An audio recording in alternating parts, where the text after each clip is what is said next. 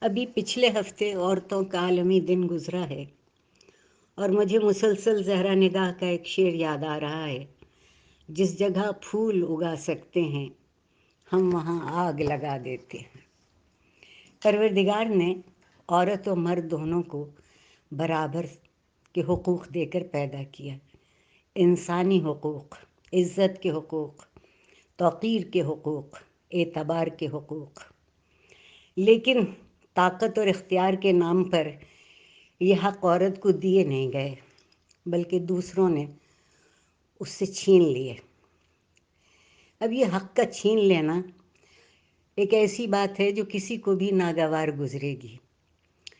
سوال یہ پیدا ہوتا ہے کہ کیا حق غصب کر لینا، حق چھین لینا، برابری نہ دینا، مساوات کو قائم نہ رکھنا صرف یہی برتری کی دلیل ہے، یا اعتبار کر لینا، دوسرے کو گنجائش دے دینا، راستے کو بہتر بنا دینا انسان کی فہم اور عقل کی دلیل ہے؟